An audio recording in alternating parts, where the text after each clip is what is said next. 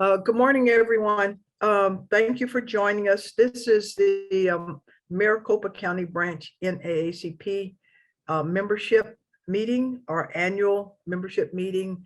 We invite the community to join with us. Thank you for being here today. Our topic today is going to be education, and then we're going to talk about our political action committee. We have two committees that we are going to report on, and I'd ask each committee, the education committee, to take about 15 minutes, and then the political action committee to take 15 minutes, in that order: education, then political action. Following that, we will leave time for question and answer, and maybe question and answer after each presentation. So thank you again. And I will start. I am Karen Harden, president of the branch, and I want to introduce Ms. Maisha Brown and Ms. Pam Cowing. Ms. Pam Cowing is chair of our education committee, and Ms. Maisha is on the executive committee for the Maricopa County Branch NAACP. I'm going to turn our meeting over to them at this point and ask them to talk about 10 to 15 minutes, then take 5 minutes for questions. And after that, if there are other questions, they can put their questions in the chat to you, okay? Then we'll turn it over to Dr. Westenberg and Patrick for our political action updates, okay? Thank you once again, everyone, for joining us. And this is the drum roll. It's over to Ms. Maisha and Ms. Cowan. Good morning. Good morning. My name is Maisha Brown, and I am on the executive board of the Maricopa NAACP. I'm going to bring to you a program that we do through the NAACP, Back to School, Stay in School, and I'm going to present to you the high school portion. I've been teaching this class for over 10 years. Dr. Cowan has been teaching it, and I'll let her tell you how long she's been teaching it, longer than me. But some of the things that we have gotten out of this program and out of teaching this course are students that are actually able to graduate high school with college credit behind their belt. What this does is that financially, it keeps a student from having to pay for these courses that they would have to pay in high school when they are in college, when they first get to college. This is a course, it's called CPD 150. And what it does is it transfers to any college or university in the United States, and it teaches college success. It's like a university 101 course that every college has on every campus, including community colleges. We pay for the course and we pay for the book. So financially, you don't have to pay for it when you actually get in college as a student.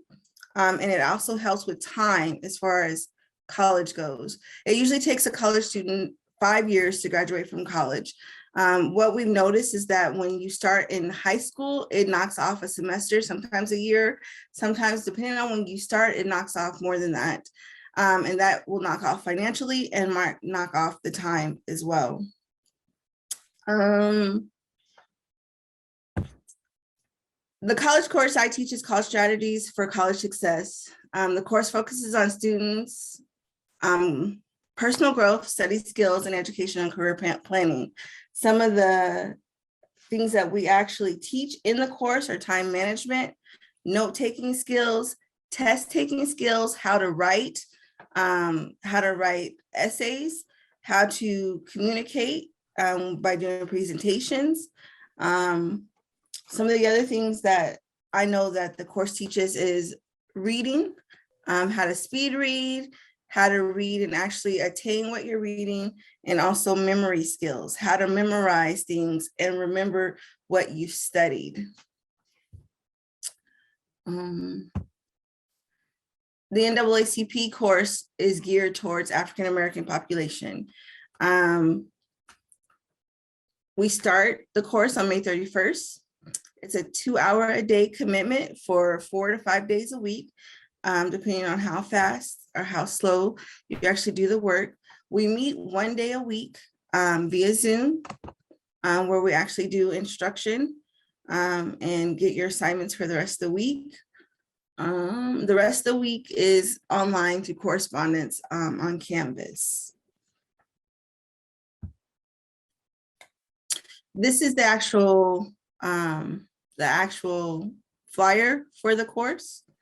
If Dr. Cowan and Dr. Harden, if one of you would put the link in the chat for people to register, that would be great.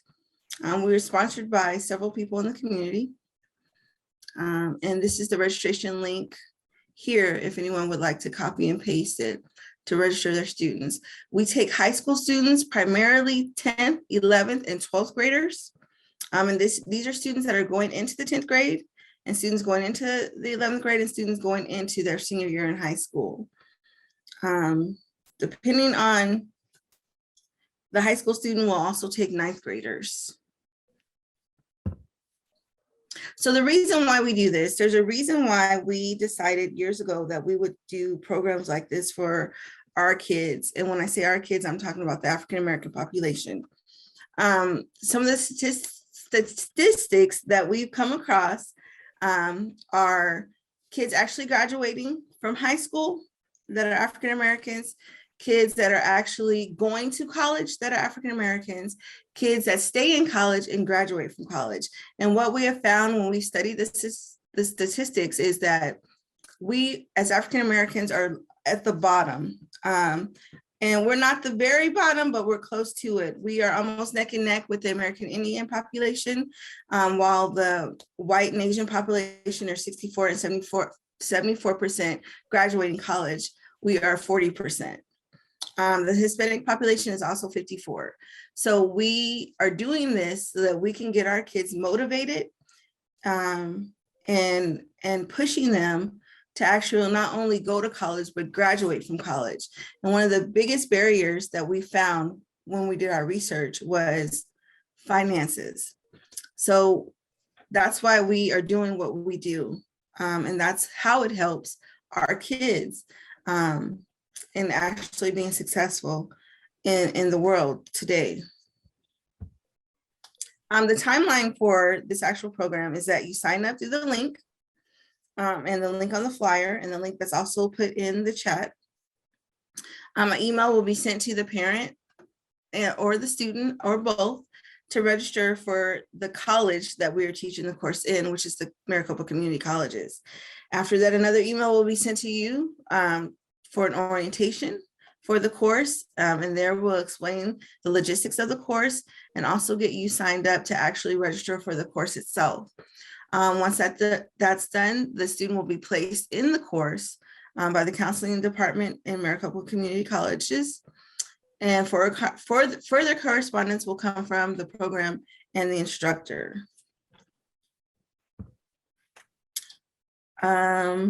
Some of the things that we wanted to share with you are some of the testimonials from our students. I do know that we have had students graduate from high school and college at the same time by taking our courses. Because once you start out with the CPD courses, you can actually move on to other courses, introductory courses such as English and math in the summertime during your years in high school. So we've actually had students graduate from high school and college at the same time, getting their associate's degree. We've also had students, personally, my son is graduating in 4 years from NAU, but he took classes through this program and he got a whole semester knocked out before he went off to college. Actually, a semester and a half. So that allowed him to be able to graduate in 4 years.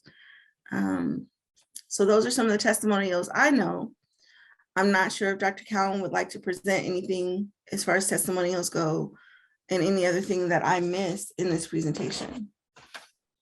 Well, thank you, Maisha. It's such a privilege and honor to continue to get this message out to our community about the scholarship that we have and about the program that we present to our students. I think that I've been teaching this class, Dr. Harden and I, for close to 20 years. And we have so many great testimonies about how this just pushed our students and gave them the zeal that they needed to continue. One of the main things that we do that I love about this class, and especially presenting it at the community college level, is that it tells our students that, yes, you can do this. You can go to college. You have all the strategies that you need when you finish these classes that we offer to you. And yes, you will be at the top of your class because you've got every tool you need to do it. We've had such wonderful success stories. We were talking about a student that we have, Maisha mentioned that mainly this is for our 10th graders, but we actually had a young man who was, I think he was in junior high, and we contemplated, this has been years ago, can we let this young man in? We said, we'll give it a try. He excelled. He was on the top of the list all the time and got his associate's degree along with his high school diploma. He went on to finish college and is now has a successful job. I'll tell you what the key was. It was us, but it was his mother. I know I'm speaking to the community now. And so it's so important that you as a parent, a grandparent or whatever, support your child in this program. We have a story of a young man who was in my class. He wasn't working up to par. And I kept pushing him and pushing him. I said, I know you can do it. You're not where you need to be because you are not concentrating. You're not focusing. I got his attention, and that young man ended up going to Harvard. We have story after stories. We had a set of twins, a girl and boy. I believe it was the young lady that ended up being a TV announcer. Just story after stories, and we love it. We love sending our students out with everything they need to be successful. And so we are offering this program to you today for your children, your grandchildren, your nieces, your nephews, anyone that you know, to come and be a part. Register for these courses and just see, it'll just spark your students to continue on with their education. We're going to open it up to questions now, if you have any.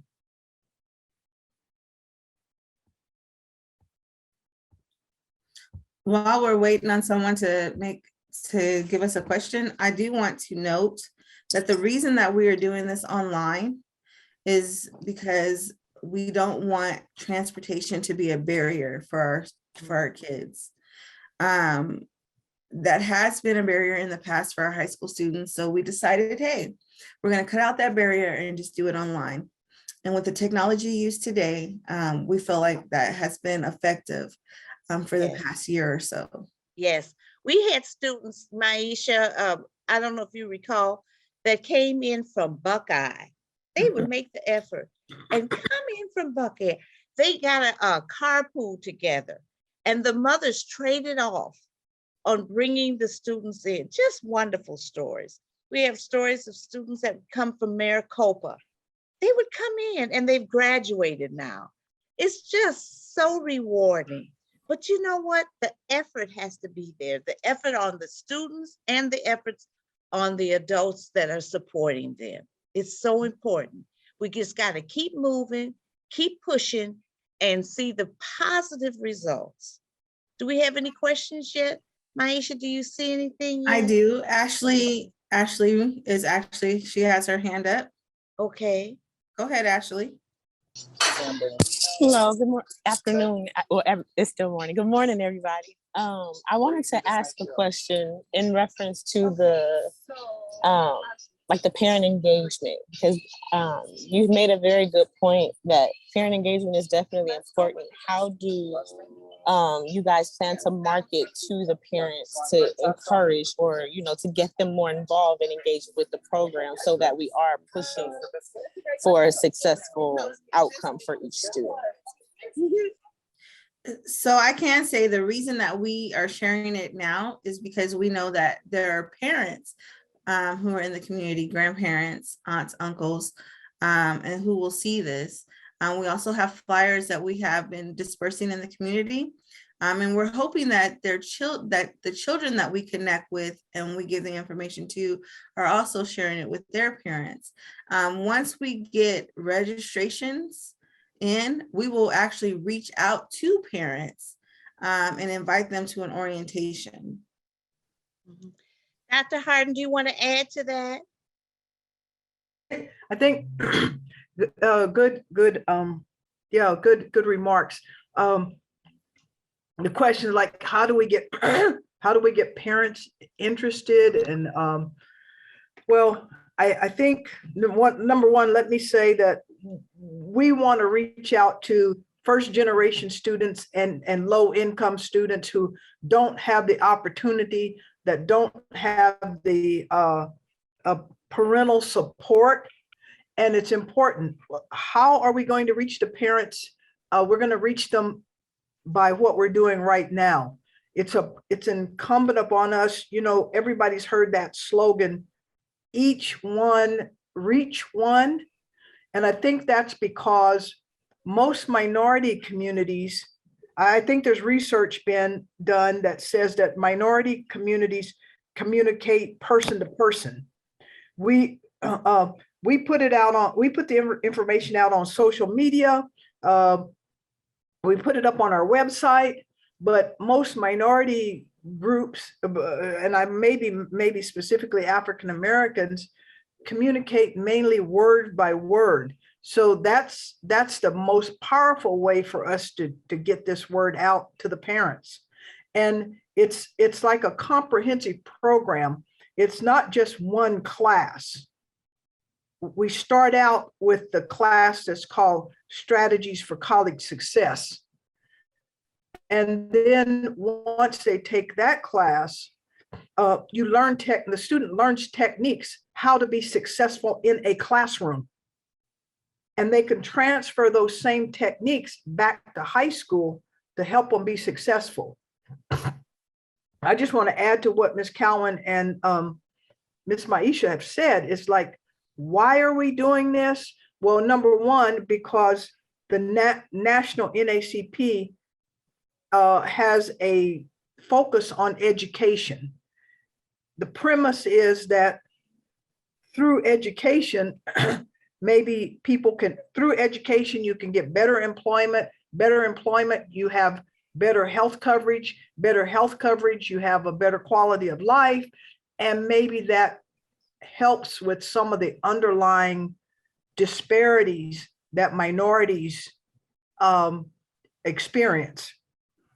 And as president, I want to ask you, pass this word out to any minority, Native Americans, Hispanics, low income white community, people who don't have the same opportunities that other folks do that have the financial resources.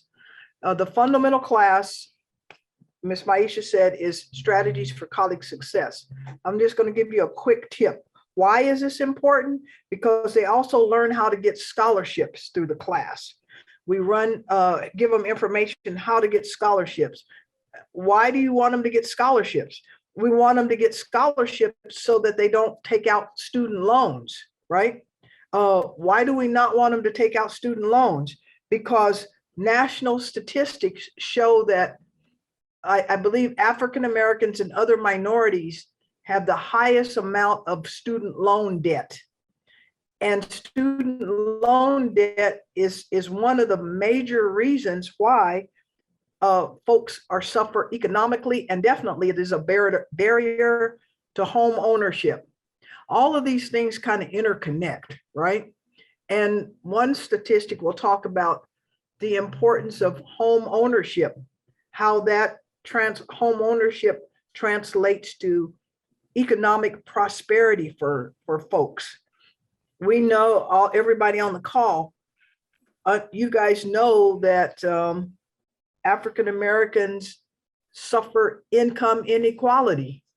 Like for the same job, a Black female will get, I think it's something, the statistic says something like, for the same job, the Black female might get 60 cents on the dollar that a white male does. So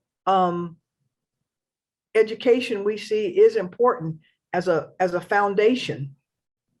But even if a student wants to go into a trade school after college, like air conditioning, plumbing, heating, whatever their occupation is, we're not saying that they have to go to college and get a college degree, but we want them to get involved in the back to school, stay in school program so that they graduate high school with a sound educational foundation.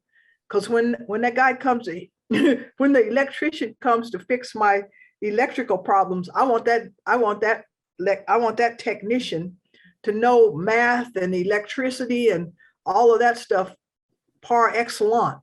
You know, so we're talking about a sound educational foundation.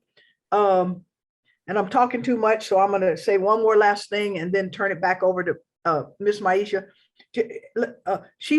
Miss Cowan, and like they've been teaching this, we're not just talking about this course. This course is the foundation. Like, for example, there is a topic that's taught that says, how do you take tests? And here's a quick example. One technique of taking tests is we teach the students that if you are taking a test, watch your time, go through the test, and answer all the questions that you know. If you come to a question you don't understand, move on and answer all the questions you know. But watch your time so that you can come back and answer the questions you don't know. Okay, why do we say that to students? Because number one, psychologically, if you're stuck at a question, you're getting frustrated, and you might be spending too much time on one question that you don't know.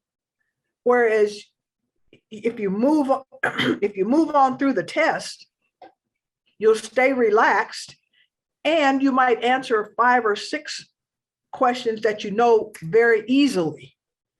So there's sort of like, as they say, there's method to the madness. It sounds very simple just to say to a student, if you're taking a test, it doesn't matter if you're in high school or college, if you're taking a test, move through the test and answer all the questions that you know. If you don't spend time on one you don't know. Also, the third thing is, if you move on through the test, there might be answers that you know that trigger your memory. It might trigger your memory so that when you come back to the one you skipped, you can answer it. So those are some of kind of the minor techniques that we teach students.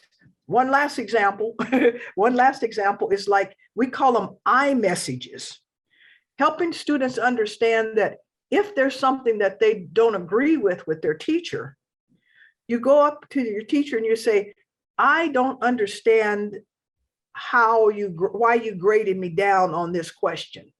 Okay. Then you set up emotionally and psychologically, you're setting up a situation of a dialogue with your instructor.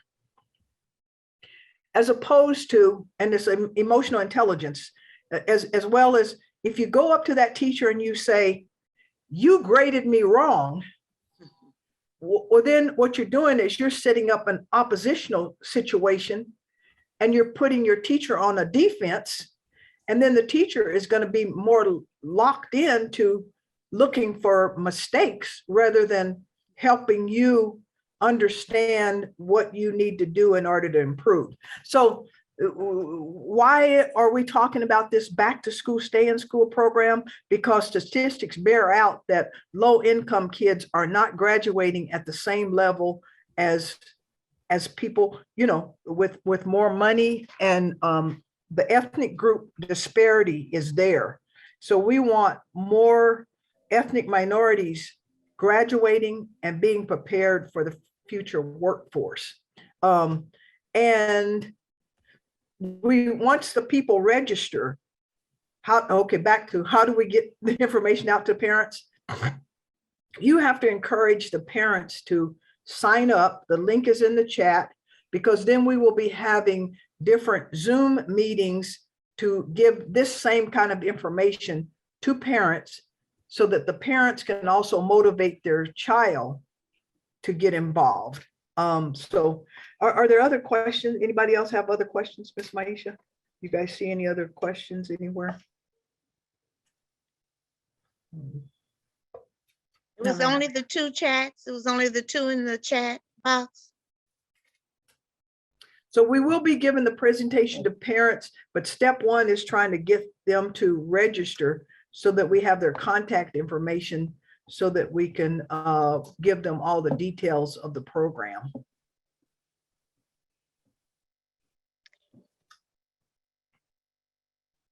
You know, Dr. Harden, I just wanted to mention one other thing. We're talking about techniques. One of the things that's so much fun at the very, very beginning is that a lot of times students don't even know how they learn. Mm. And so we have what we call the discovery wheel. Mm-hmm. And it's kind of a fun thing. And a lot of times they'll say, well, I've been studying like this, but that's not your inner method. This is how you answer this wheel says that you really can learn better this way. And then, oh, okay, I'm going to try that. So we give them even study methods that kind of reveals to them, this is how you study. You study hands-on, or you study best by listening, or you study best by just reading your notes and regurgitating it to yourself. And they're like, oh, I never thought about that. Let me try that. A whole new world. It's so exciting, this class, because it just opens up doors a lot of times to methods and strategies that the students had never even known about or knew that they had inside of them. They just needed to open up and learn how to use them. See, and we're giving you guys some techniques too. Another, like I said, the information sounds very simple, but it has a lot of research. It has tons of research behind everything that they learn in this course, which this course is fundamental to help them, like I said, in high school or as they're going through college. Another thing is technique is like helping them understand how to do, I think we call it active reading. Simple. And everybody studies differently, right? Everybody learns differently. And this was really helpful, like to my daughter, like even in your family, your children learn differently. I had to teach her how to read actively, which means the more of your senses that you use when you're trying to learn, it enhances your memory. Like, your vision, your auditory, tactile. So it's like, for some people, it's better, don't sit still looking at your textbook. Walk and read out loud. Because if you're hearing it at the same time you're seeing it, you're involving two different senses. You got your voice and your vision. And then when you get ready to take a test, your recall is enhanced. Yeah. So as you can see, the three of us are very passionate. We are very passionate about wanting our young students to exceed, and we need your help with just getting the word around that it translates to money. Like what Miss Maisha said, her son is going to graduate a semester and a half early because he had these courses, right? So if you think about it, that means he's going to be in the job market about a half a year sooner than he would be if he was still in college. And if he gets let's say he comes out and he gets a job at $40,000. So he's earned $20,000 by going to this course because he's in the job market sooner. He's going to make money quicker, and it reduces his loan payments if he had to take out any loans, because that's money that they didn't have to pay. So if you think about it in those terms, in terms of potentiality, right? It's like money in your pocket. So yeah. Okay, raise your hand if you know somebody. Okay, never mind. Raise your hand if you know a teenager who could benefit from this class. And like our, well, yeah, it's really helpful, because like the young man, there was, like Ms. Cowan told you about, our one young man, I think he actually got his associates before he graduated from high school. Yeah, Maisha, he did. you said it was concurrent, but I believe he graduated from the community college before he graduated from high school. I think you're right, Dr. Hart. It was the Mhm. same year, but as you guys know, college Same year, but earlier. yeah, Mhm. yeah. And you don't have to have a high school diploma to take the courses.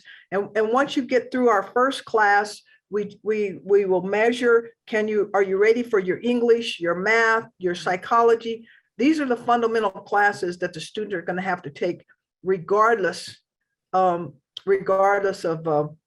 What school? what kind of major you're going into, you know? So. Yeah. Okay. Anybody or anybody on the line that has questions or comments? Anybody else have any comments about it? And Miss Juanita, I wish we had known your niece like a couple of years ago, but she's ready to go right now, you know. But we could have been able to get her, but don't forget to get her into that workshop that I sent you, you know, tell her to go get that there. Yeah. I make a note. Mhm. And this is kind of personal, and I'll just say it real quick, but Ken, you know, you talked earlier about you have I think a grandchild that's an athlete or something. Okay. Personal meaning, our daughter was accepted straight to a D1 to play basketball. They had to work out 2 or 3 hours in the morning, go to class, then come back for a couple of hours in the afternoon. Me understanding that these credits were transferable, we started her taking these classes when she was a sophomore. And then in the summer when she was at the school, she would take classes at the community college, like the tough classes. Now, she was opposite of me. She was good in math and science. And then I'm just the opposite, the other courses. But the courses that would take a lot of time, she would take them at the community college in the summer, because she was a basketball player. Because when those athletes are playing at the college level, they still have to have a full load. They have to take like 15 credits. So during the basketball season, she was able to take 15 credits, but she was able to take yoga, exercise science, weightlifting. Now she graduated cum laude, so she kept her grades up, but the semester when she had to travel with basketball, she was able to take a lighter schedule so that she could then just concentrate on her sport, you know. So our program is so beneficial in so many different ways, you know, and we just wish we could reach more students. Yeah. So Miss Juanita, did you have a question, Miss? I was just gonna say, I do think my niece did take some classes that are transferable while she was in high school. So just, yeah, I think she did do that. Just FYI. Good. Mhm, mhm. But I don't know if she was aware of, what you Mhm. guys were doing. Hope she So, didn't have to pay for them. I hope she found a scholarship to pay for it, yeah, I don't think she did, but yeah. So in high school, they have dual enrollment as well, but the dual enrollment courses you still have to pay for. So Yeah, yeah. that's the difference. And those of you that are on the executive committee, APS, they committed 10,000 to the Freedom Fund dinner, but they want all of their dollars spent for the back to school, stay in school program. But the others, a portion of theirs will go to the back to school program, as well as support other, the other programs we're doing. Yeah, so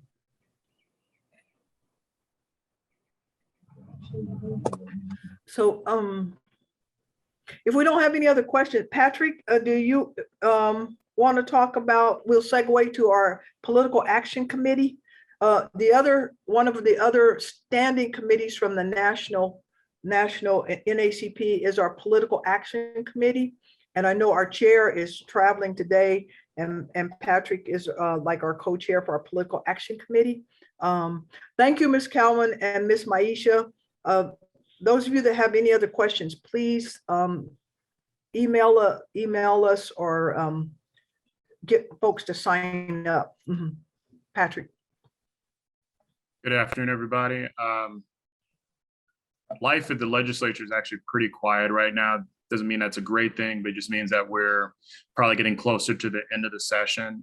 There's a couple of items that are more or less just folks need to be aware of. Right now, the legislature is trying to pass what's called a skinny budget. And really what it is, it's a budget that's designed to kind of just, kind of keep us going without actually really doing anything. It did fail, which is good. Like I said, if you're wondering kind of how that impacts, it just really is just addresses a lot of just the basic functions of our state government, make sure those things are funded, but doesn't address some of the bigger issues like education, those type of things. It did fail, so that's probably something that will, come up again before they wrap up for this session. A couple of items that I think are of importance. One of the bills, HB 2492, that it did pass. What this bill does simply is it requires additional information to register the vote. It means that in order to register, you'd have to have, a birth certificate, passport, naturalization papers, things like that. The bill is actually very discriminatory because what it does, it actually greatly impacts Native American communities because often, while those individuals are, US citizens by birth, that many of them don't necessarily have the same specific documentation that that bill is requiring. And additionally, it also says that these individuals, if they don't produce this information, they would not be able to vote in federal elections. That'd be like voting for president or voting for, federal offices like Congress or US senator. The thing is that actually conflicts with federal election law. So even if that, that were signed, that's a bill that's already, problematic. Well, what's happening right now is that there was an amendment that was introduced to this bill because the bill's currently waiting for the governor's signature, so it hasn't been signed as of yet. But the amendment would actually push back the implementation to January 2023. That would basically mean that it would take place after the midterm elections for the bill to actually go into effect. So that's where that is right now. Do you think that will that get overturned, do you think, Patrick, that bill? What would have to happen is two scenarios in this case. The bill passes, then it would have to be overturned through the court system. So you'd have to have either state or federal courts. Obviously, the one part where it impacts the federal elections, that's a no-brainer. That's legal. That part would get struck. But it would have to go through the courts.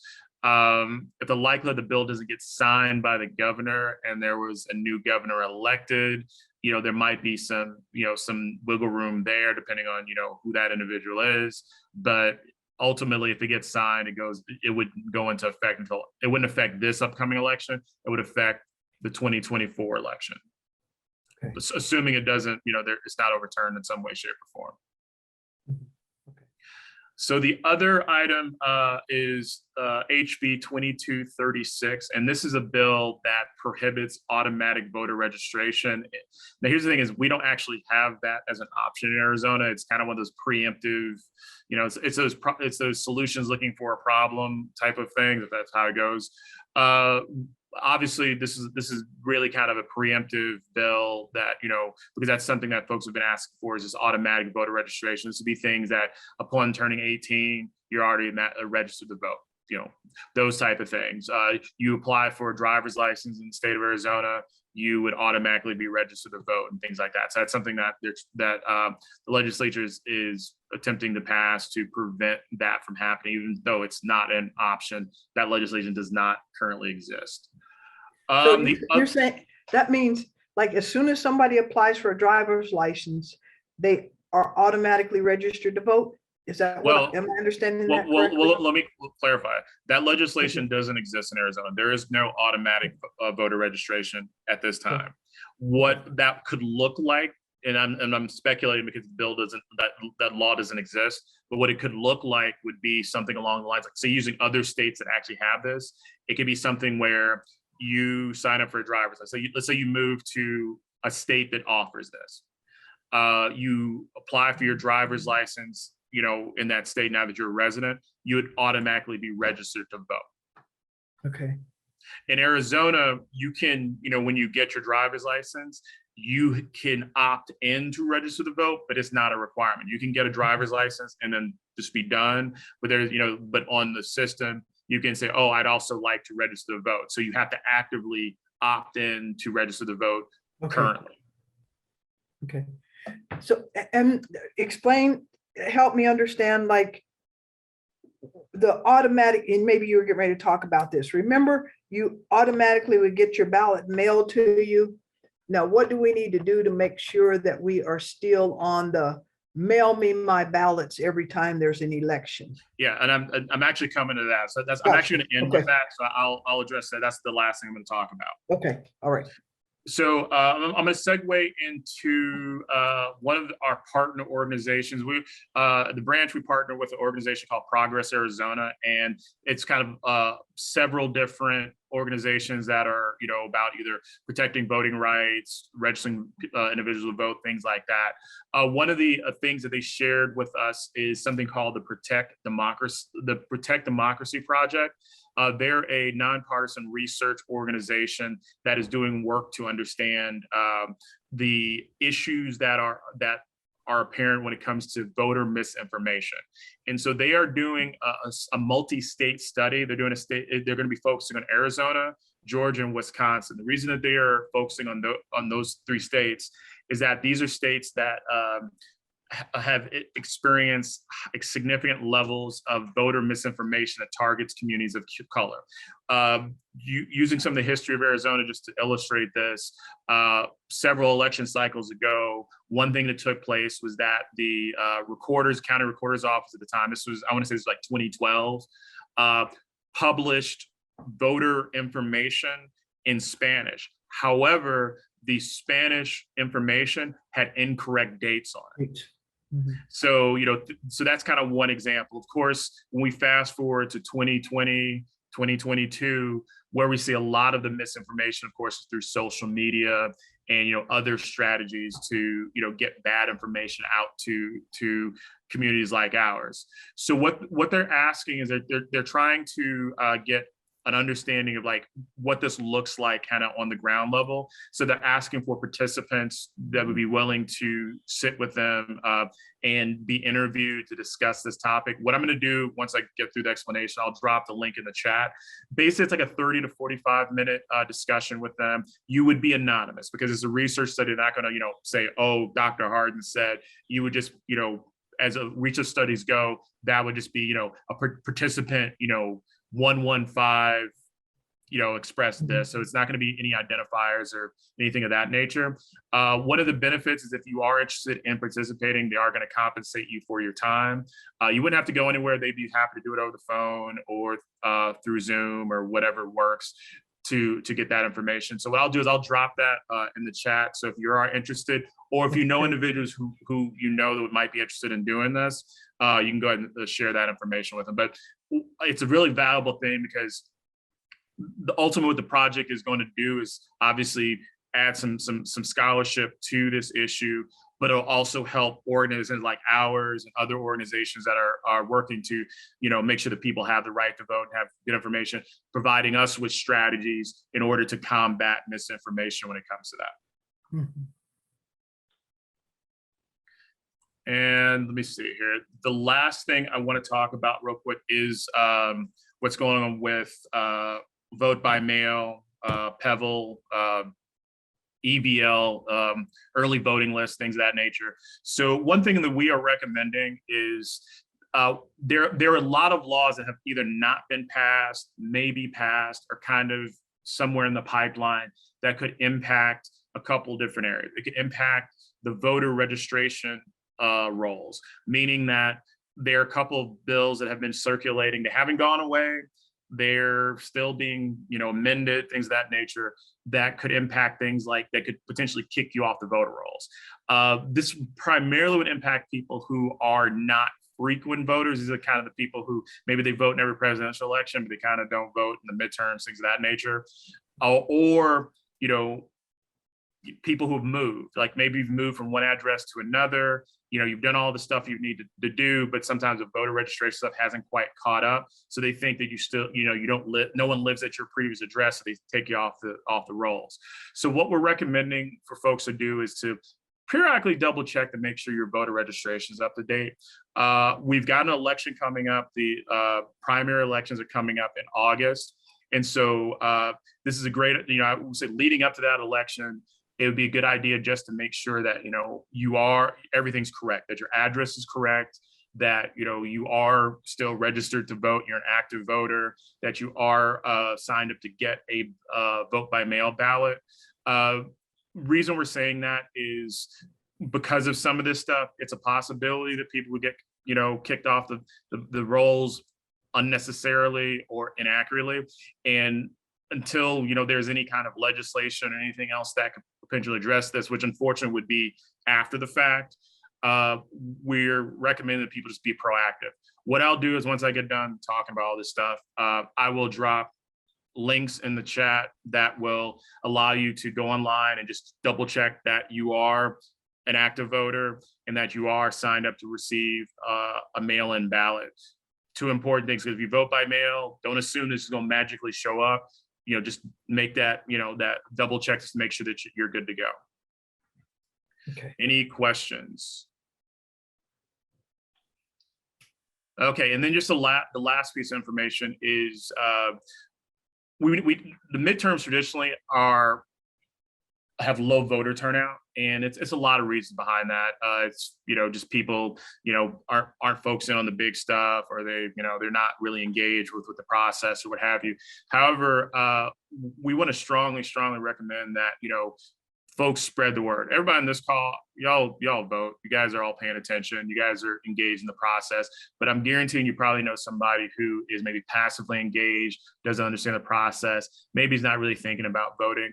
Please have a conversation with those folks that We all know those people. We all know who they are. We need to, make sure that they're engaged. Because the thing is that whether they're concerned about issues maybe at the very top of the ballot, there are so many other things are going to be up for re-election that are on the bottom of the ballot that people aren't thinking about. Things like they're going to be city council elections in certain districts. I believe all the even districts, or maybe the odd, but the offset, there'll be city council elections. These are folks who are going to address, what's going to happen, with your streets or your local government issues, things of that nature. There are there are school board elections all across the county. And these are, this is really important because unfortunately there are actors that are utilizing school board elections as a way to dismantle and negatively impact public education. So folks, there's some people running for school board that have no business being on these school boards. However, there are a lot of really good people who are running for these boards for all the right reasons that, would need your support to make sure that they, get elected. These are things that are going to appear at the bottom of the ballot. So we definitely want to make sure that if, people are paying attention who's running for governor and running for Senate, that they're also going all the way down that ballot, making sure that they understand who's running for those other positions. And while the NAACP is a nonpartisan organization, we do not endorse candidates or things of that nature. What we'll definitely do is try and make sure that that the membership is up to date on what's going on, who's running, and where to go to find that information so that you can be as informed a voter as possible to make the best decision that you feel is right. So with that said, that's all I've got. Okay, all right. And so you're going to give us the link for us to double check to make sure that we get mail-in ballots. I think you said. Yep, I'm going to do that right now. Okay, so anybody? Oh, I'm sorry. I'm sorry. I forgot one other thing. Mhm. Be on the lookout. And I think everybody on this call should be living in Maricopa County, but Maricopa County will be issuing new voter voter cards. The reason why they're doing that is because we've gone through redistricting. And as a result, we trickle down that voting precincts have been adjusted based on population and things like that. They're going to be sending out new voter cards. They probably should be coming out in the next week or so. I know they've already started the process. One thing to pay attention to is that depending on where you live, the population shift or change, you might be in a different voting precinct. That matters only so much as it really doesn't matter as much as it used to, because with the vote centers, you can kind of vote anywhere, or we vote by mail. As long as you got your ballot, you can drop it off wherever or mail it back. However, just keep an eye out that the county recorder's office are sending out those new voter registration cards. And so you may see a different precinct that you might be used to just because either your precinct got merged with a new one, a new precinct was created because of population or something of that nature. That's just something that's going to happen every 10 years or so. Okay, all right. So be sure you watch out for your new precinct location. Because the precinct is where you would go in if you want to vote in person, and also be sure you check to make sure you get your mail-in ballot if you prefer that. So Ms. Juanita, what does it look like? I wonder, it's probably the same for everybody, huh? You said you just got yours. Okay, shows you your new precinct. Yeah, I do have my new voter ID. Yeah, it looks like my precinct is Sierra Vista. So yeah, I do have mine, and it does have the political party correctly. So I guess we need to review all that info too. I don't know. Okay. So yes, I just received mine probably about maybe a week ago. Okay. Good. And Okay. you do have to, I was gonna say, you do have to bring, they have this information on there. You do have to bring this card and other identification with you on election day. And to vote on an election, you must be registered 29 days before election day. So that information is included on this letter that they send you with your ID card. Okay. So Patrick, when you send out our listserv, those links you just put in the chat, would you add those and tell people? Yeah, they'll all be there. And what you just, telling people, look out for your new precinct location. And see, that's good information to know. I didn't even, I didn't think about what you said, Miss Juanita. Your thing says you have to be registered 29 days before any election. So yeah, okay, good. Okay. Yeah, so okay, thank those great, because all that political action stuff for me, Patrick, is like it's like just hard to untangle it. So the updates are valuable, like when you bullet point, here's what you need to do and here's what you need to do right now. So I'll watch for my precinct update and in the mail. So any general announcements that anybody wants to share information? Anybody? I have a question for Patrick. What happens if you misplace your ID card? Can you get another one? Like, can you just? So if you misplace your voter registration card, you can request another one. They also have an option where you can get a digital one and keep on your phone or something. However, long as you have, like, if you have an Arizona driver's license and you go and say vote in person to go get a ballot, if you're going to show up in person to do the process, if you have your Arizona driver's license, that's really all you need. And they're just going to basically make sure that, the person on ID is the person showing up to voting.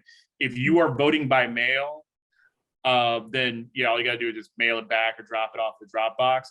If you're the type of person that likes to take your mail-in ballot to a vote center to drop it off, at the vote center, then they don't require anything. There's actually a separate line. So you just go to the front, drop it off, and go about your business.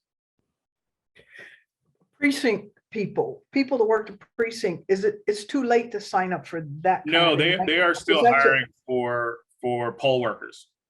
Poll workers. Yeah. So, and they'll be hiring from now until this is all over. And it's different jobs. It's the people that you see working the polls on election day. They also are looking for people who would do kind of the behind the scenes stuff, like check in the ballots and, the stuff that happens at the election center. It's also positions for people who would do the verification aspect. So these are the folks that, ballots come in, they make sure that all the stuff is there before it goes in to get counted. So there's different jobs that are available. These are all seasonal jobs, obviously, because they only need to increase their workforce during elections. But yeah, they're definitely looking for people. They were barely had enough for the 2020 election. So, they're hiring pretty much until, the election's over. And this is kind of my question about precinct, me kind of knowing that people got paid for some of those jobs, like poll workers. It relates to the larger question that we talked about earlier when it said, we were saying, what does it take, I'm paraphrasing, but what does it take for parents to be motivated to help their children, like take advantage of these scholarship programs, saying, okay, so the question, the question is, this is just I'm just thinking out right now. What are we missing as a group of people that we're not taking advantage of things that our forefathers, gave blood, sweat, and tears for, like paid poll workers? The more variety of individuals we have at poll workers, maybe it lends to better democracy and democratic practices. What about some of our teenagers, like some of our teenagers who are looking for jobs? What does it take for us to make sure, because nobody on this call needs any more money. Ken's set up. He does day trading. He got so much money. He plays around with the stock market and stuff. Juanita's got money. That was I know funny. Carla don't need no money. But That was what funny. about but I'm just thinking, what would it take? How can we get more people of color, Native Americans, Hispanics, African Americans involved in poll work, being poll workers, and helping them understand that they get paid to do that, like rather than a teenager going to work at the Gap and working in some store and getting $10 an hour, they could do that and go work and be a poll worker, you know? I So, don't know. I mean, Dr. Harden, since I've spent, I guess I should say I live in this world because I spend enough time in it. It comes down to a couple different factors. Somebody put this in the chat, so I'm gonna echo that. But there's one of them is that we don't have these conversations regularly. We have the conversations either after something bad has happened or is impending to happen. We have the conversations in these isolated arenas, but we don't have these conversations regularly. And so there's a lot of folks who, for a variety of reasons, feel disconnected from the political system. And going back to like my earlier comment about the project about misinformation, that they are getting their cues from, from sources that do not have their best interests at heart. Things like saying, voting doesn't matter, or, both political parties are the same, or, you can vote, but they're still going to do whatever they want to do. Think of everything everybody on this call has heard ad nauseum about, why you shouldn't be engaged in the process. Yeah. And I've heard all sorts of stuff from Black folks specifically that are completely counterproductive towards addressing, all this stuff. And I can even get even deeper, which I won't just because of time. But I think the first thing is having those conversations. And I'll use myself as an example. Growing up, we went to the polls as a family. And if you were too young to vote, you weren't there yet, you got to see the process. There was an adult in your ear explaining what's going on and how it happened. And that's something that has happened regularly from, as young as I can remember, all the way up to, being of age to vote. And then when I became 18, it was a family event. We all went to the polls, we voted, and then we went and got dinner after as a family. And so even with vote by mail, even though I haven't set foot in a poll to vote in like, 20 years. But what I do is when I get my ballot, I sit down with my kids and I go through what I'm doing and why I'm doing it so that they can kind of get that sense of what's going on.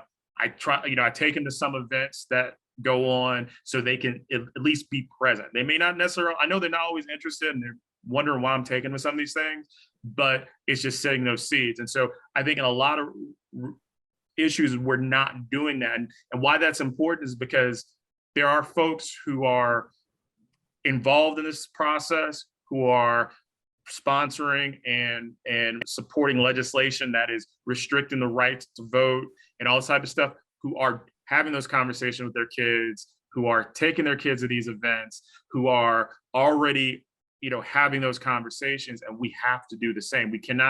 Politics cannot be a taboo conversation anymore, because many of the issues we're having as a society politically come down to folks not wanting to talk about politics and not wanting to talk about issues, and then allowing that space to be filled with bad information, inaccuracies, and things of that nature. So that's my 2.5 cents. Okay. Yeah, and I think like Art Hamilton, I mean, he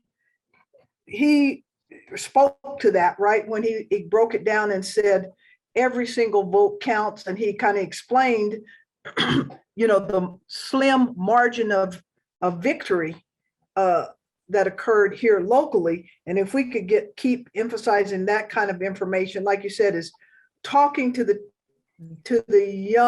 youth around when you have family gatherings, and just saying, hey, are you registered to vote? I know I have kind of like adults, I can't tell them what to do anymore, but I definitely kind of trying to stay in their ear. Like, you need to help do this, and you need to, can you, will you, and helping them be informed. Like, I think the current administration has, they put a moratorium on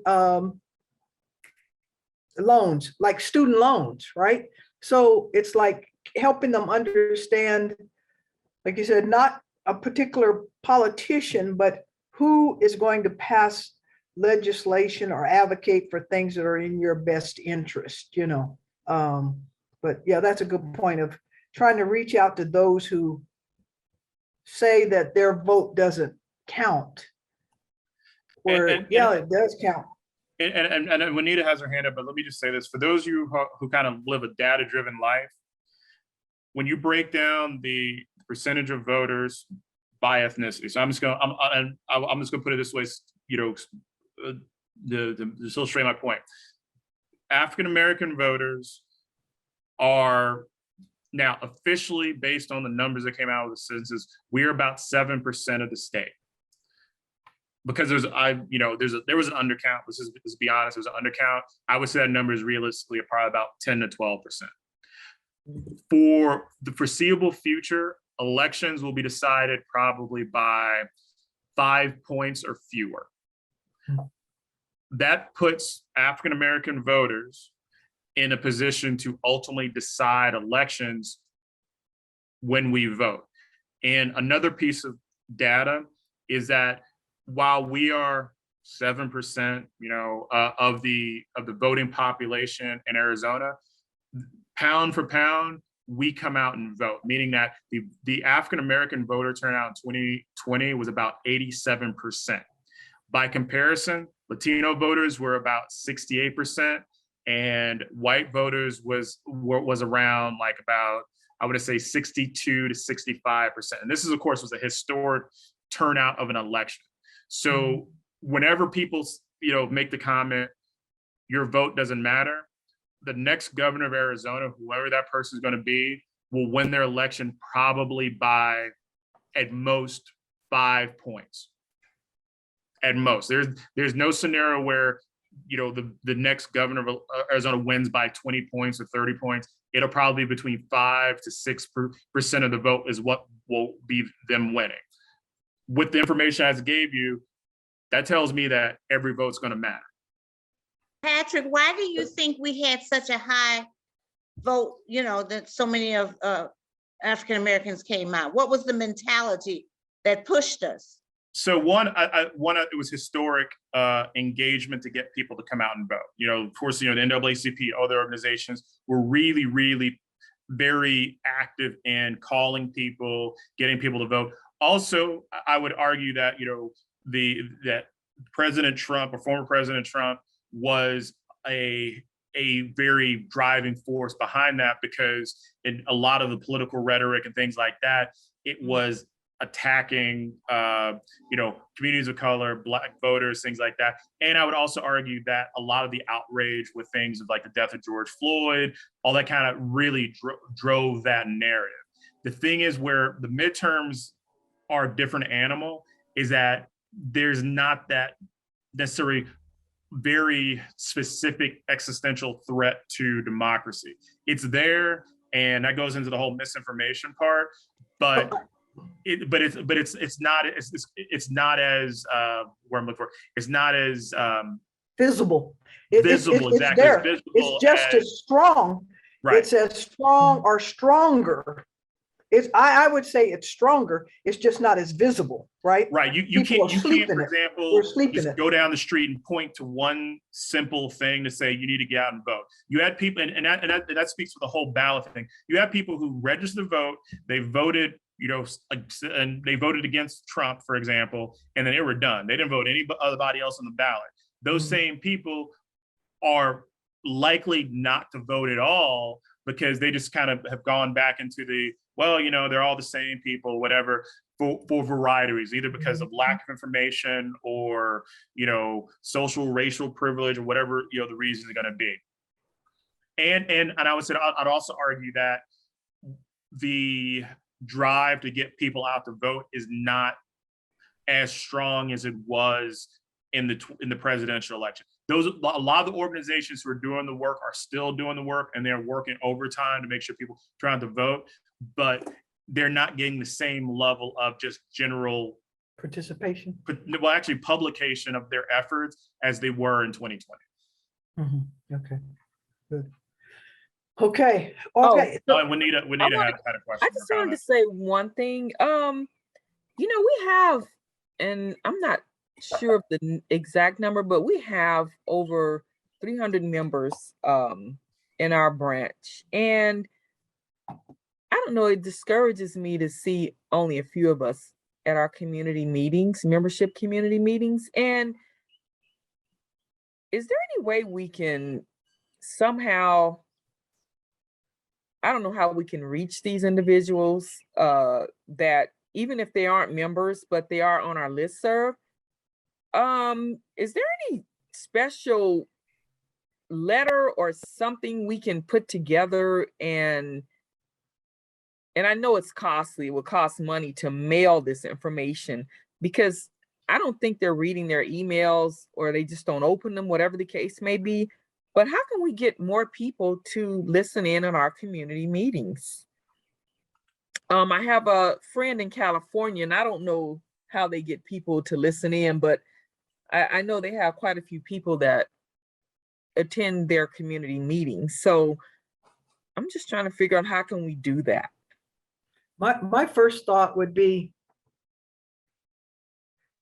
it would take some individual commitment, because this just one opinion, and then everybody else needs to say what they, what they think. My opinion to your question is, you said maybe people, we made an assumption, which is probably factual, right? That folks aren't reading their emails.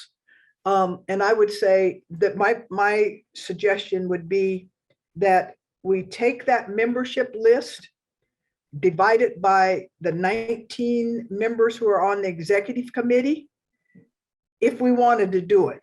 If we wanted to do it, we would have to make personal phone calls or text messages, or we would have to take every, the phone numbers and send them text messages.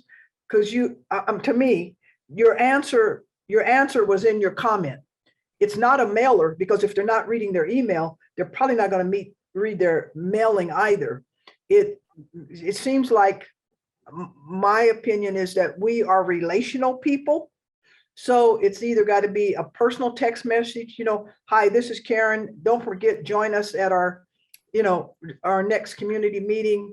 I would say we would have to do a text message and a phone campaign, because I think that's my opinion of how we would reach people, to let them know.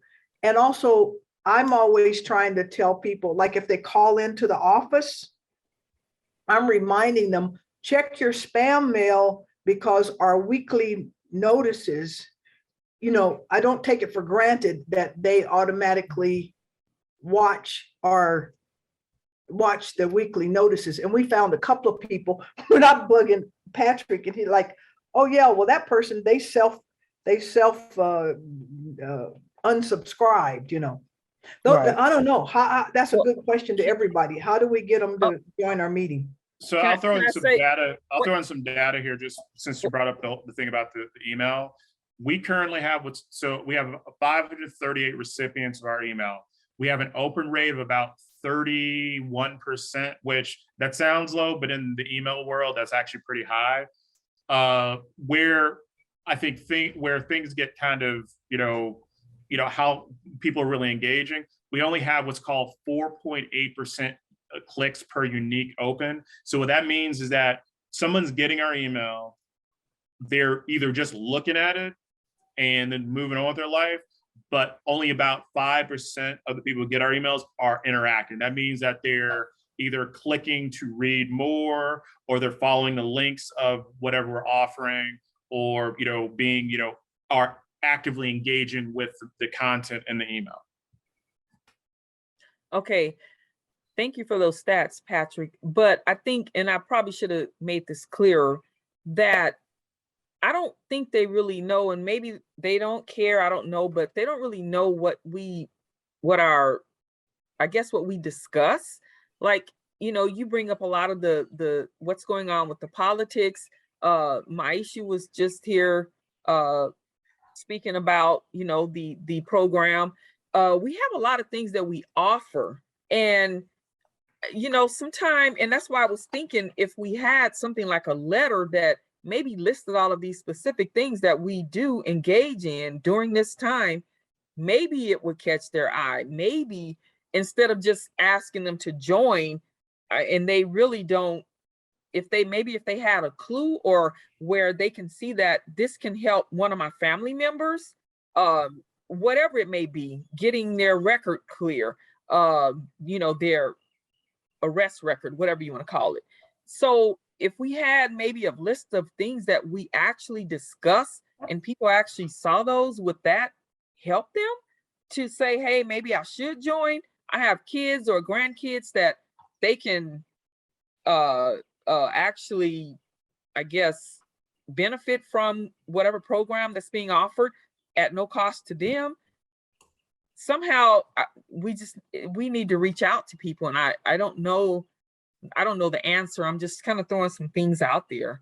But I think if they had a list of what we do, just quite a few items listed about the things that we do discuss and how they can benefit, and I don't know how we can get that to them. So that's just my thoughts. I see Ashley's put some good comments in the chat. Ashley, would you be willing to unmute and kind of share that with everybody? Sure. No, I was just thinking with, everything being virtual now, everyone is on social media. So as far as marketing the resources that you do have, the children that you have, you can kind of get them involved on social platforms and whatnot, creating maybe a TikTok and having them express some of the services that you guys offer. But then also getting out into the community and, making those connections, because I think I heard someone speak about it earlier. We are social beings, like we love interacting with one another. So it's going to be difficult for you to spread the word through an email because everyone's not, again, checking their emails, checking the newsletters. But if you're getting out and building those connections and having them see your face and having those in-person conversations, you're not only connecting with this person, but then you also have the opportunity to put that in their ear. And then when they see it in an email, then they're not seeing it for the first time. It's like, oh, I've heard that somewhere. Now the email is just sparking their interest. And then with the consistency behind pushing the message out there, they're going to keep seeing it, and then that'll make them let me check this out because I keep seeing it. So then you may get one to show up, or a few to show up, and then at that point it's word of mouth. That person brings one person, that person brings one person, and then incentivizing it, like, oh, bring one person and you'll get whatever. It doesn't have to be materialistic or anything, but just something simple to keep them. That's the engagement for the community, in my opinion. And I do think that's a great opinion. Oh, go ahead. Well, I was just going to say, you're right. We do need to get out more, but since the pandemic is somewhat subsiding, and if we're out, maybe again, if you're sitting at a table, you can have that list of things that we do discuss at the community meeting. That can be handed out to some of the people that attend whatever community event we're having. When I'm sitting at the membership booth or whatever, and maybe that information. So yeah, that's a great idea though, Ashley. I agree. I think those are awesome ideas. One other thought that comes to mind, Dr. Harden, I got a robocall from you before the Freedom Fund dinner, reminding us about that. What about doing something like that for the community meetings? I mean, I don't know how successful that was, but maybe we could do something like that. And if there's a way to kind of see what kind of results we get from doing something like that, I mean, it's a reminder. I mean, I get those from my church about different things that are going on. I get those from homeowners association. They'll send a robocall. I'll get a robocall about upcoming meetings, or, maybe that's something we should try.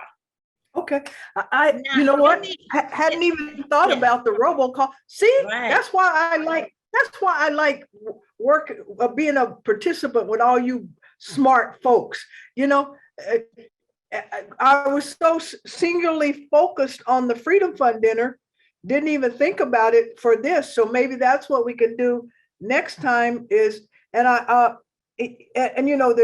there's there's so much that goes through this little small head. I don't even remember how much our robocall was. I think it might have been, I want to say, I'm going to say $10, but please don't hold me to that, okay? $10 or $15. So the investment would be perfect to try that. But it'll take time for us to plug in all those phone numbers, Miss Juanita, and that's another project. I don't know where the time's going to come, but another project we need to do is clean up our membership roster, right? Because we still have people on our roster who have deceased and things of that nature, but we could give it a try, even if the robocall is so inexpensive, even if it is a wrong phone number, it wouldn't be real detrimental to the branch. So maybe we can try that, get together and figure out a way to get all those. The downside to that is you got to key in all those phone numbers and send them. Great comment, a suggestion. Didn't even think about it, doing it for the monthly meetings, Carla. So that's Yeah, great. that's a great idea. And I know this one is way out there. But how much does it cost to have something on the radio? It costs, just maybe a minute or two. I'm just, we're throwing stuff out there. The robocall is perfect. But I'm just thinking for the community that is not involved, that we could reach others that could, maybe get involved if they were to hear one of our advertisements, especially with the summer coming and the CPD class in the fall, and just something that we could mention out there to the whole public about how active NAACP is. Is there someone that could look up and find out what it would cost us to have a minute advertisement on, I don't know what station, or I don't know, I'm just talking. And that's a good idea. I've heard the Hispanic organization, they're on 104.3. When I'm out, I hear that from time to time. So yeah, that's an option. It's a pricey one. I don't know what the cost is, but certainly we could find out. Yeah. Well, Dr. Harden, who are you gonna give that job to? Miss Cowan. I'm gonna volunteer to work on the robocall situation. So if anybody else wants, and see, I think that's another piece of it too, is how much time do we have to do all this? This committee is super, but I will volunteer to investigate the robocall. How do we get in the system? And then Miss Juanita, it's probably going to be me and you, because those numbers have to be keyed into the system. So I like that idea. Somebody else can maybe take up the radio announcement thing. And something else I forgot about is we've had 2 people ask us about Juneteenth. So if anybody's interested in working, one is the Scottsdale Juneteenth program, and one that's going to be out sort of in the West Valley. And of course, we have the one that's down in East Lake Park all the time. So we kind of, there's another way of us getting our word out. We need volunteers maybe to be at each, we need volunteers to be at each one of those different sites, like if 2 or 3 people were out in the Scottsdale one, 2 or 3 people down in Juneteenth. So last year, the Political Action Committee went to like 3 different Juneteenth sites. But so if you're interested in helping us represent the branch at Juneteenth, please let me know so we can have 2 or 3 people at those different sites, So Dr. Hart, I see Jerry's had his hand up for a minute. I know Maria Webster wants to say something too. Yeah. Who's next? Miss Maria, then Jerry. Okay, it's Mariah Webster. Mariah, sorry. That's okay. Apologies. That's okay. I was thinking, how we register and then we get a confirmation that it has been received. Why can't the confirmation include an agenda that will say what we will be discussing, so that when people register, they will know what's going to be discussed. That's just my suggestion. Okay. That's a good one. I Yeah. like that. Mhm. Yeah, that's a good one. I'm sorry, it's Jerry's next, but just to piggyback on that, leading up to the meeting, publishing like who's speaking, what we're talking about, you know, Calendar. those topics in advance, I think will also help. Yeah. And we having the usually, calendar. do that with our listserv too, Patrick. I think in the past, I believe, you know, over the past, we've been able to put that out there. We're like, here's who's going to be speaking. Here's the topic for our upcoming monthly presentation. So we just keep doing that and add to, yeah. Mhm. Other strategies, yeah. Is it Jer, Miss Jer? Yes, Jerry. Jerry, okay. Just an observation. I think we need to give people an opportunity to participate more than we do. And I mean, make it very open. I've been trying to get the Arizona Mirror for a long time to give people a chance to give feedback. And they just say, we use Facebook. Well, some of us don't want to use Facebook. We don't want to use commercial media like that. I object to it for philosophical reasons. I don't want to use Facebook, but I want to be able to contribute there. They won't do it. I think it's a cost to them.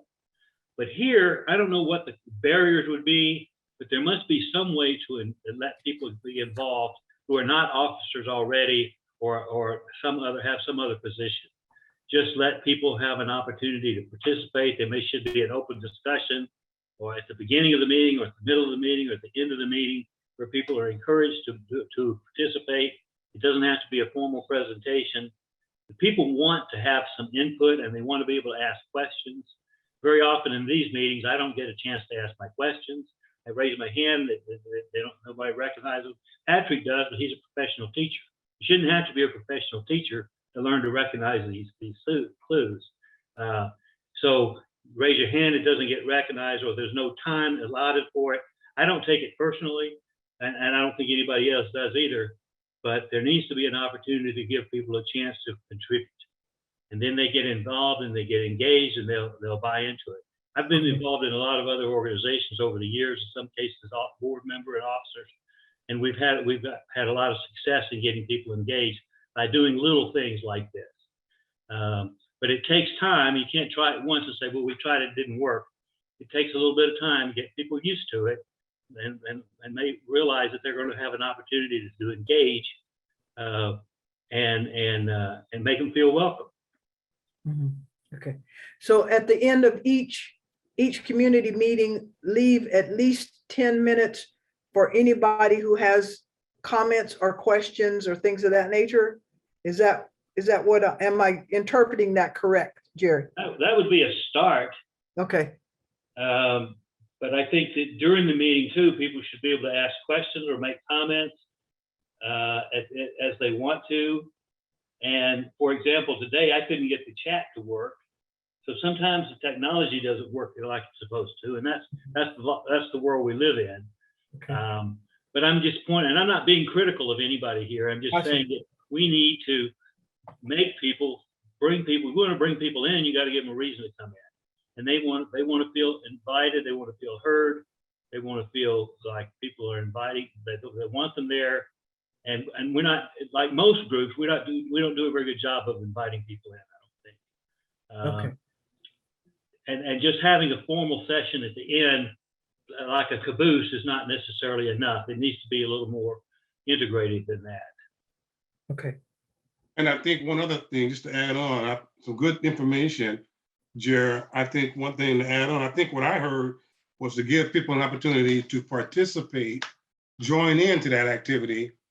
And so maybe, this could be an opportunity to get on some of those, that maybe it's, like, for instance, the robocall, or if you're a member, whatever, then you can join on some of these committees and get your fingers in. Yeah, I don't mean to be being critical of anyone or anything anyone's doing. I'm just saying we need to be conscious of providing opportunities because people want to feel part of it, but they have to be sometimes invited. Some people are more shy than others. They're not used to public speaking. They're not used to these community groups. But they wouldn't be on here if they weren't interested. And so they have some level of interest, and I think they need to be encouraged. Like good teachers all know how to do this. Just like, I'm going to connect what Ken said and what you said, Jerry. It's like, okay, giving us an opportunity, and Ken used the word committee. I just sent out an invite. I just said, who will help us? We need to be at 3 different Juneteenth activities on Juneteenth. I may not have said it correctly, but that was an invite to anyone who's on the call to come and help us. You know, like technically, Miss Juanita is our membership chair, but she can't be at 3 different locations at the same time. And part of the responsibility of the membership chair is to be out there at these different events. So if anyone is interested in representing the Maricopa County branch NAACP at any of these June, that's an invitation to participate. And I might not have said it correctly, but you know, we're inviting you to come and be a part of us because that's part of the committee. The work of the branch is done by the committee, not by officers, by joining those committees that a person is interested in. So there's one invite right there if anybody's interesting. Yeah, I think that's a good start. You could say, we have these committees, and do you have any other committees that you can think of that you would like to be involved in? If so, step forward, let us know. We'll talk about it. I mean, just give people a chance. People have a lot of good ideas sometimes, but they need to be encouraged, and they don't want to be directed off from the top down. And they sometimes they have their own ideas. And again, I'm not being critical. I think this group does a better job than most. Mm-hmm. But we can just, there's always room for improvement. I like the way Patrick does things. He brings people in. He brought me in. He brought other people in. And I think he does it partly because of his training and experience as a teacher. And it kind of comes naturally to him probably. But I think that's a good model. And if we all did more of this, since it came up, I think these are the things we could do that would get more involvement. I agree. I'm concerned the numbers are not bigger here at our meetings, and we need more involvement. And there's a lot of interest in what we do, but somehow we've got to make people feel comfortable and make them feel like they're important. You have to make people feel like they're important. And I think, and that's a special skill. It's a gift some people have of making other people feel important. I think what an action item that I'm going to incorporate based on what you're saying, Jerry, is that at the end of the community meetings or somewhere during the community meetings, if you guys help me, we need to list all the communities, all the committees, because like today we had the Education Committee and the Political Action Committee speak. And those committees may not be of interest to anybody that's on the call today, but at the end of each community meeting, we should maybe list all the different standing committees. Yes. Then that way people could say, they could shoot in the chat, oh, I'm interested in the health committee. Who do I contact for the health committee? Because really the way the participation acts is the chair, somebody says, I'm interested in being on the health committee, and then we make sure we connect that person with the health committee chair, things like that, so they can get involved in what they are interested in. So that's a good point. That's a note. Hey, Ms. Cowan, I'm gonna take on that assignment and somebody else got to do that radio announcement thing, but making sure people understand the different committees and what they do in case they want to committees. Well, now in let case me they ask want this. to get involved. And Jerry, do you know anybody in the radio world that you could contact? Because I don't know anyone. Jerry? Me? Yes. No, I'm not in the radio, But I will say that sometimes we could reach out to sister organizations. For example, I'm a member of the Education Committee of the Maricopa County Democratic Party. I know they're partisan and we're not, but still there's some overlap in what we try to do. And so I Okay. would think there might be some at least contact or maybe communication between the two. And there may be some people who would like to join one or the other. This is just a thought. That is a good thought. Yeah. Let me throw this out here. I think somebody we should maybe, not obviously right now, but bring into the conversation is one of our awardees from the Freedom Fund dinner. Ramses Ja has several years of experience in radio and this aspect. So I think maybe, tapping into his knowledge could, give us an idea of what cost would be, if it is a viable pathway, how many listeners or how many folks, would hear our stuff, and just utilize his experience with us so we have some good guidance on how to proceed with this type of project. So now you're saying there's someone, I didn't get the name at the beginning, Patrick. Yeah, Ramses, he won an award we awarded him at the Freedom Fund dinner. Oh, yes. Okay. He has a nationally syndicated radio show. Oh, okay. So can you give me his email or something? I'll contact him. That's a good place to start. That's the best place to start. You send Yeah, I that to have me? his I'll send you his contact number. info, Ms. Cowing. So Okay, send it to I me. can reach out to him, or if you want to reach out to him, it's up to you. No, Miss Carla. That would just be wonderful if you do. And I have a question. Did someone mention that new radio station that's just starting up? Anybody know about it? No. It's I can tell you what it is. So if you guys want to, and it's actually a Black radio station, and they wanted people to come out and support it. They had an event, and I believe they just had it. And Is this local? A local station? yes. And I just got the new Arizona Informant, and I will see if it's listed. Wow, this was just in the previous newspaper. And I believe it's on phoenixsoul.com. Let's see. It is, we have a new radio station that is starting. Wow. It's coming up, and I believe, what is this, April? Let me see. Yeah, this is April 23rd.